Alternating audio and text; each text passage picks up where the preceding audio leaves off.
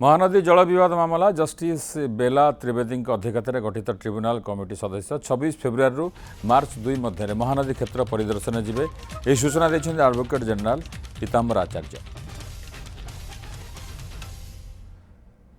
शबनम आदिनी जोड़ी होती दिल्ली संपर्क अधिक सूचना देवाई। शबनम, महानदी विवाद को नहीं जो ट्रिब्यूनाल होती ट्रिब्यूनाल को लेकिन गोटे प्रकार ट्रिब्यूनाल अवधि को लेकिन चर्चा होची जे तार अवधि बढ़ा जाऊ तार अवधि सरीज खूब शीघ्र। तो आज जो कथा जस्टिस बेला त्रिवेदी अध्यक्षतार क्षेत्र परिदर्शन कथा कहुई कौन अधिक सूचना आसूसी बाबद? देखो सरकार बदलवा पर ये हूँ प्रथम क्षेत्र परिदर्शन हम एवं जो नेक्स्ट हियरिंग रही 14 मार्च रे रही माने परवर्ती शुणाणी पूर्वर जस्टिस बेला त्रिवेदी अध्यक्षतार गठित जो 3 जणिया खंडपीठ अच्छी से ओडिशा एवं छत्तीसगढ़ परिदर्शन को जिबे एवं सकाळ पर्यंत डेट क्लियर नथिला से केबे जिबे बोली वर्तमान यह गोटे स्पष्टता आसी जहाँ एडवोकेट जनरल पीताम्बर आचार्य आमको सूचना दौले जे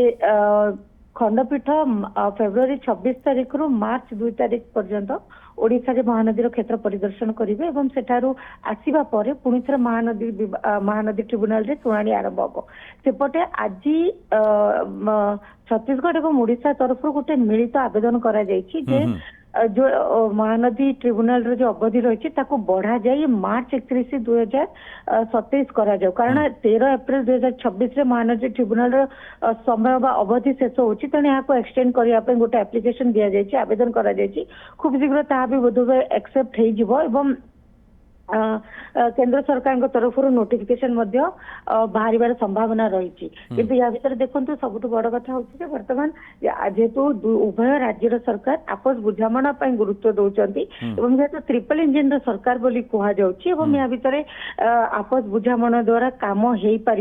जो मूल बद टी रही जोटा कि अण मौसुमी समय ओडिशा को केते परिमाण जल आवश्यकता रही जदि या भीतर डीलिंगटा